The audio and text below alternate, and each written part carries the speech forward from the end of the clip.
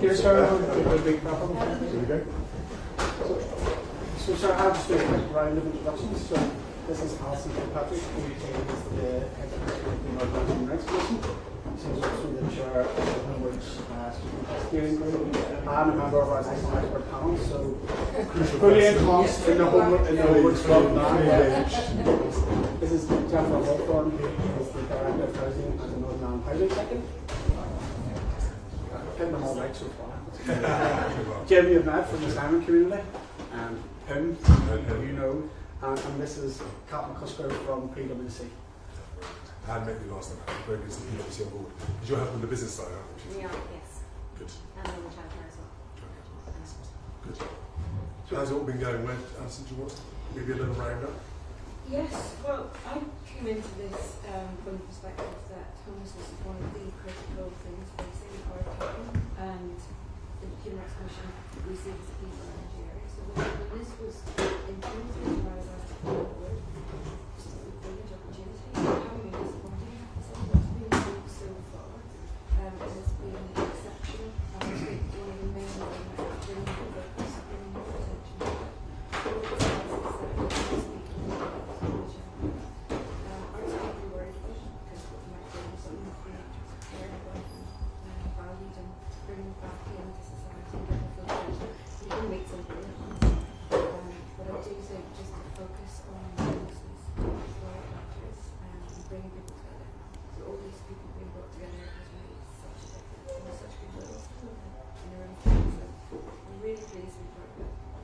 And have you, what specifically have you noticed this last year, I guess, since the last year, kind of had the sort of momentum or the sort of energy?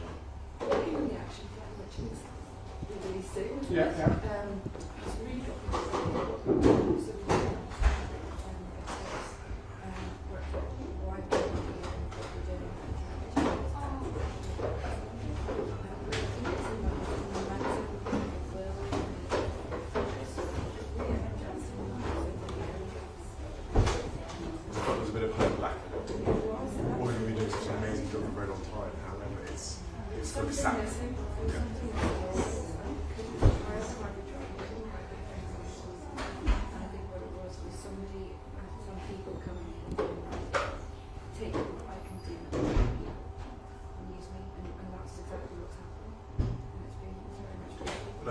a bit of it is back to a few people mentioned since the documentary that it's opened their eyes to what homelessness is actually about. Because a lot of time we see homelessness through maybe through media or through political events, and actually we're trying to humanise it a bit more. I think that once you start doing that, it becomes a little more understandable. The minute you humanise it, that's right, we want to help. And that's what goes on. And that's something that Homeworks can do quite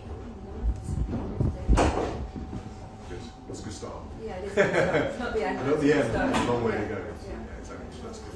And what particular sort of parts of homeless are you getting more involved in, or you think we need a bit more of this, or where's the next sort of next game, if you like, for homeless in terms of what we can deliver? I think it's bringing the coalition together, bringing them together and starting to put this into action. So the private sector, as an executive, Jim from Sun, which is absolutely key. And all the talking to each other and what we've cut out all this small talk, really being very frank with each other. It wasn't even and we were actually making Does it create a bit of a safe space for you to have slightly more frank conversations because you're under the homeless banner, and obviously there's some of the other parts of life that you will have to operate in? It does, and people are sort of sometimes a little bit cautious about spending time in this but we've been provided with this to do it.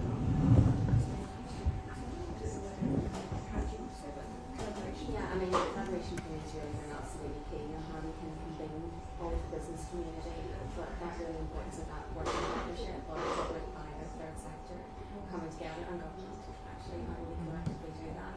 We've been kind of overwhelmed by the volume of bringing the third sector into this, and how do we change the conversation to be much more outcome-focused and really taking a look at what is actually the root cause. So we all collectively come together and we start to really understand some of the root causes here to make better early interventions into those patterns of behaviour that we're seeing. So some of the ones that we've been focused on have been from children coming out of foster care and then ended up in the age of 18 and those progressive routes. Some of the other areas we've done a lot of was on the reform agenda.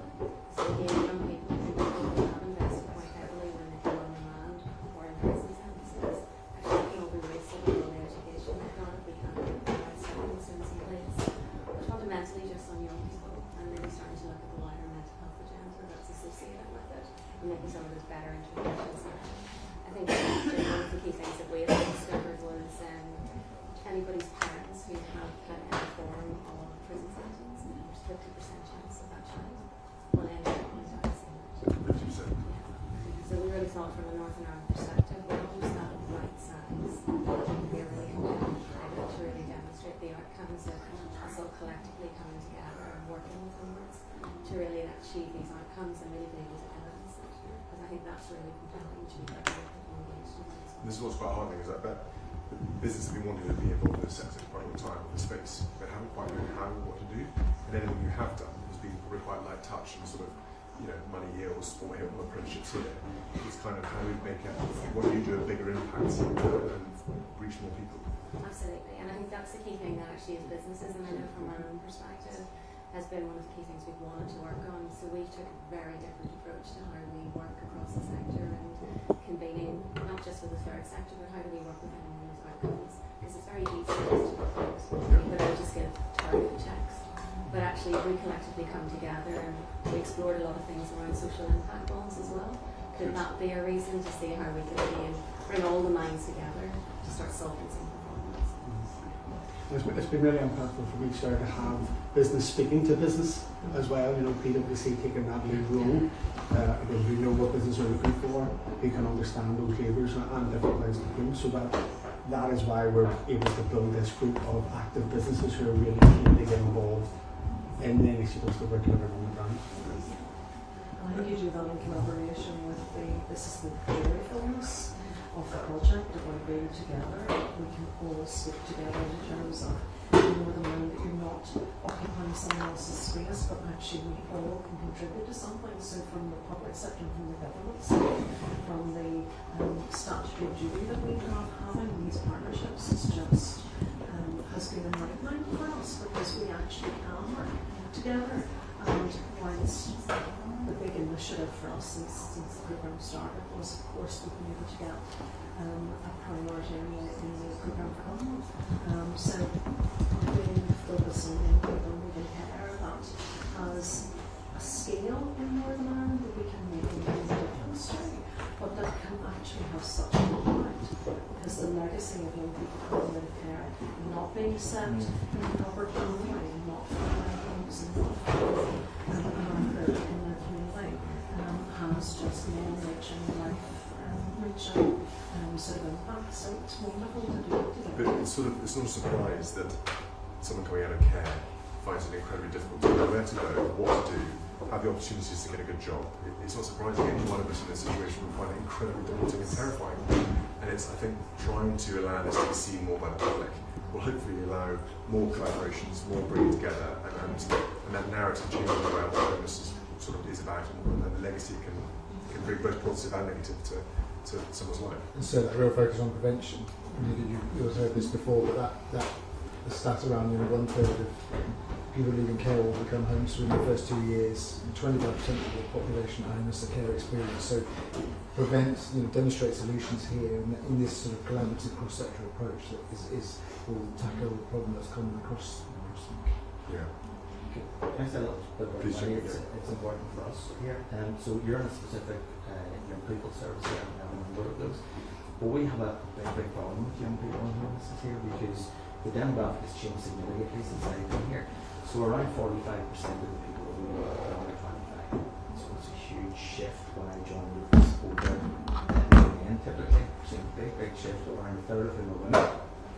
And what we're seeing now is because we've been around for 50 odd years, individuals who we would have worked with years ago are now coming back with families who are homeless, where their children are coming back homeless. So what we're seeing now is intergenerational homelessness. So unless we deal with it at a young age, it's repetitive, and that's where we increase the Well, why do you think that is the way we break that cycle? I think we have in the past looked at homelessness as ours. It's much more than that. It's about education, it's about training, it's about employment, it's about good health. And I think that there's this realisation that we need to provide more consistent solutions. And I think that this is a really good situation for a conversation to realise it's not just about the roof over the head, it's about so much more. So it's quite cool as well. Because they have all the skills there. It's just that they've experienced so much. Any possibly, I don't think I could be as advanced as they are in their circumstances. So it's just giving them that hope and the value, saying that you're brilliant. Well, hopefully homeless makes them be seen. Yeah. That's the key thing as well. This elevates the whole, all the hard work you're all doing on a day-to-day basis. It kind of elevates it up and makes it more of a topic that people go, I get it now, I see what this is, right, I see it. And importantly for the system to change. Yeah. Because the thing is about changing, about the collaboration, about not having these skills, about understanding that all these inputs are critical to making a difference. So that system's changed. I think that that's what's unique about the dialogue and the collaboration is it's about changing how we do things because we need to. It's going to make a difference. I think what last year has shown is that we have a clear understanding of what we need to do. And I think across government, across the long-term community sector, we are so valuable in providing the services. And this wonderful voice that's coming in that is about looking at the additional work we can do just beyond what is a statutory responsibility. So, really exciting. So what more can homeless do for you now? Is it a case of getting the action plans formulated and put together and then go from there, or is there, what else would you like to see? What else could we do or bring that would help you? I think continuing to bring a focus, continuing to shine a light on it, visiting again, there could be support as she says, and meeting more people who are homeless or have been homeless and find out what works for them. And I think it's also giving us hope and encouragement and a sense of optimism, I think, behind it, because you were quite right, initially we were a bit homeless, it doesn't seem we can actually do very much about this. But I think we all feel that we can, actually, that there's somebody else is pushing us to do something. Does it give you a bit of freedom as well? It does. You're all quite constrained in your particular areas, and I hope this gives you a little bit of freedom to explore. Yeah, well, that gives the opportunity to challenge as well. So we can try and make a change. It's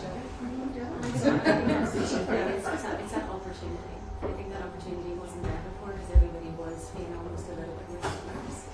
And I think now what we are trying to do is we have an opportunity to bring back the narrative and make it a much more positive narrative. And I do think we're a nation which is not children and people. I do think there's something with that it's very family. And I think once people sort of see that positive engagement and different outcomes, they can actually come together and move collectively. And that makes a real money. I think in this is what you're so brilliant at as well, is sort of making new actors feel that they're absolutely a part of this fight to demonstrate it's possible. And it's driven some of the big corporates, you're leading the way on this, but they don't necessarily see themselves as part of that journey, despite the fact, of course, they employ lots of people, and as you heard, the employment pathway training piece is so vital, so just bringing in these new partners, giving them some of this real alignment in what we're trying to do together. It's economic impact it's going to have for Exactly.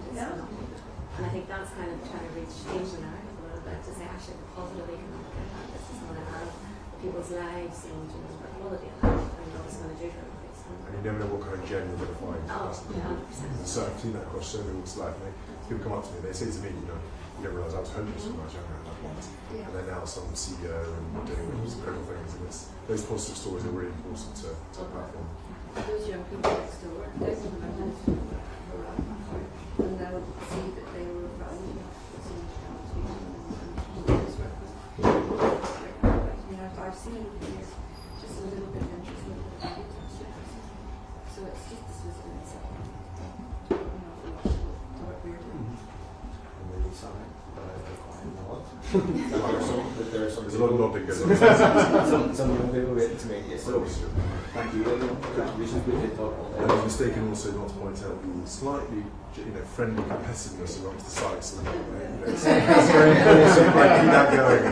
I know it brings out the best of us sometimes. A little bit of competition, but Sheffield, Aberdeen, Newport, all the others, they're all. Obviously, this is the best. Of course. So I want you guys to be the best. So, No, we are the best. of course. Our grass is greener and Exactly. our rugby's not too bad. This is And it. we didn't even have rain. No rain Rain. today, so that was quite an achievement for Yeah, us. but that's Exactly that. Yeah, that's rare. Can I? Yes, of course. Yeah. It's very nice to see you all. Thank you so much. Thank you. So, we,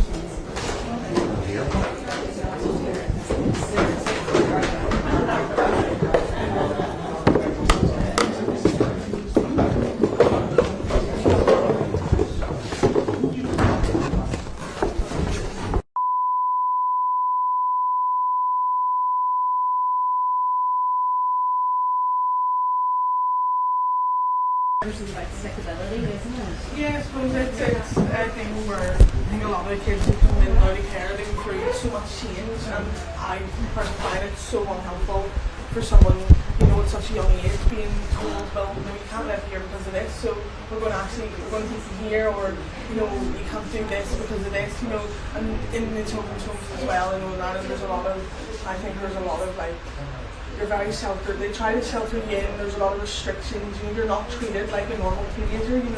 17 years of age, you're being told you can't leave the house. You can't have £2 handed in your hand. Normal things that would happen at home. You get that, and I suppose I think it's a bit strange because they're supposed to be homely places, and a lot of them they don't go feel like them. Where's the emotion and the sort of empathy and the compassion in that? Yeah, there's a lot. Yeah. And what did you find the hardest bit growing up? The hardest part I found growing up, I spent a bit of time in school. I found out pretty good it was probably where I was from growing up. And do you think could that have been even had a sort of intervention before that maybe stopped around it? Yeah, my dad over the years, my dad's social services and stuff, they would help, and there wasn't enough of it, and there isn't enough of it, there still isn't, it's something that mental health over here is widely failed. I personally, that's my belief anyway.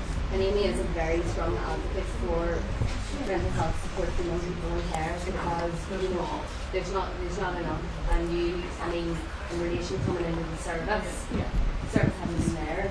If the service hadn't been there, I had just got out of hospital a week before I turned 18, and if I was in first week hadn't been there, I would have just been done. That would have been it. When you leave care, there's promises made and there's things that you're told, and a lot of the times those things aren't followed through with. But with Times and First for Youth, it was really, really helpful to know that there is that 24-hour support. You can pick up the phone whenever you need. It's amazing. I think without Housing First for Youth, I'm not sure where I would actually be right now. And would you put mental health support over the emotional, compassionate support, what would you put? I would put the mental health support. I think it's just widely field at the minute. There's just it's just there's so many young people losing lives, and there's just not enough. When you say mental health support, did you need to speak to somebody? Did you need trained people? I think it's more the training side of it. I think you know, when there's a young person like myself, you know, at the age of 14, you know, I'm speaking to a woman, you know, like the same age as my mum or my granny, and I feel like they can understand partially, but I feel like a lot of it is booklet, and I feel like a lot more of it needs to be people with experience, because how can you expect someone to feel comfortable when, you know, you can pick up when someone isn't fully understanding, you know, being told to have a cup of tea or a bath is probably the last thing anybody wants to hear when they're not having a good day. And then obviously we also have Easton, and Easton is one of our young people from this service. Easton, and I know you'll tell the story fantastically, Easton. Yeah, I've lived in the Belfast area now for 2.5 years. I moved in. I was in foster care for 12 years, moving from different sort of homes and different backgrounds. Not all of them worked out. My longest placement was 8 years with a foster care who sort of didn't take kindly to me growing up and going through puberty and stuff like that. So that sort of changed my placement. Then moved into a couple of different children's homes, but then children's homes weren't suited to me. So I moved in with another foster care. That ended up breaking down as well. So then we tried family. So how many times did you move? In total, I've moved about 7 times. 8 years, 12 years? In 12 years, yeah. It's a lot. That's a lot. There's a lot of movement of social services too, so you don't have the same social worker throughout all that time. So it's pretty much the same. Like I think I've went through 4 or 5 social workers in the 12 years that I've had them. So it's not always an easy path. So it's not always an easy road to go down. Because the moment you start, and also it's probably for you guys, when you start off, you imagine you think you can put your trust in these people in this organisation around you, and then they get moved the whole time, and you're like, it's like putting a rug from under your feet the whole time. It is, because you don't know, one, how long you're going to stay there, then people are going to accept you for who you are, what beliefs they have compared to your beliefs, and then if you're going to get on with their families, etc. Because there's no point going somewhere if you're not going to fit in. But most times nowadays, you're placed into a foster care. You don't know anything about them before you meet them. And then you get to the end of leaving care. Yeah. What happens then for you? So you really go into sort of either a joint commissioning project, or there's obviously that housing first for you. It just depends what's best suited for you and what's available at that time, and what you're referred on to as a service. Could it be a bit of a cliff edge moment though? Yeah, like Yes, definitely. And moving into service, and Thomas has been in our joint commission service since January. You kind of move from like care setup into your own apartment, and you have to look after your own things. So you're in a space where things are done for you. Then you're in that transition of being in a joint commission. And I know Sherry's similar for you, and Ava, and Sherry and Ava have come down to meet you from our service in Coleraine, and they would have a similar story. So Sherry, do you want to? Oh right, sorry. I'm afraid you're going to have to tell me. Both of you. No, I was in foster care. I was put in foster care. I was over in England, and then come over here, and then I was in foster care at 12. But I was a wee bit older, so it was harder to find a place when you're older. That says younger to me, like 12. Yeah, It's yeah, tiny. a wee baby. Yeah. but then we come in, and I had moved around and up and down the Coleraine to Belfast and in and around, and then I left care to go back home to my mum at 17. Obviously being 17, you know best and all this here carrying on. So I went home, and my mummy and all was an alcoholic, so she was an abusive alcoholic, so I was like to put up for it for a year. I was like, I'm not doing this no more. So I had then come homeless.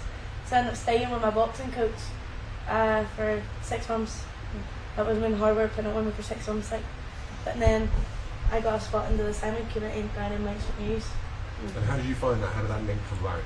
I was from the management for every day for 6 months. Okay. So I had to wait for every while to get in. Because it's probably very oversubscribed. Yeah. Which is nice. Like now you can have somewhere like you can call it not your own, but then you have the support there, and if you need anything, like the staff are always there. So Yeah. and then you have your own wee space for everything. It is an own apartment, and Sherry's actually got brilliant news because she's got her own house. I'm moving out at the end of the month. End of the month, and she bought a Christmas tree yesterday. Yeah. Ah, brilliant. That's very early. Very It's not going up. It's not going I was up. about to It's not going up. It's never too early. It might not make it to the Christmas time. No, This it's one. not. It's not just. It's not real one. That doesn't stretch to our budget. Yeah, That's all on the budget list. Yeah. So at the end of the month, moving out into your own home before Christmas, which is brilliant. fantastic. Mm-hmm. And is this the first moment you've done this? Yeah, like a good first house, support, just me, myself, and my dogs, and be nice. Your dogs? How many dogs? Yeah. do you have? Well, I actually have 8 at the house. 8 Right? dogs? Yeah, but they're puppies, so I only have 2. My brother and sisters all have one, but I have 2. So dogs in the house. And Ava, as well, you've been with us in Coleraine. Yeah, Mount Street News since June. So yeah. Yeah. So you're quite recent to here, Well, I'm Coleraine, so yeah. Yeah. Recently. but just slightly into community here from June. Yes. Yes. Where were you before that? Well, I was fostered as well. Well, I was fostered from the age of 6, and I was very lucky. I was only in one foster family. I have 2 sisters. They took the 3 of us in altogether, but me and the foster mum kind of bashed heads and just kept fighting, and I had to move out, for the sake of 13 years is a long time with somebody. I don't want to break that, like, butt heads too hard and then break that bond, that had been over the years. So I didn't really have anywhere else to go. I was homeless for a wee while, and then social services said about sympathy, and then I was kind of a wee bit, didn't really want to go in there, but I kind of just told myself to wise up and went in it, so I did. So yeah. And has it been adjusting to here? Yeah, it was frightening to start off with. It was all a very new kind of situation, like your friends and all, but I just did very well, after a while. What is it about the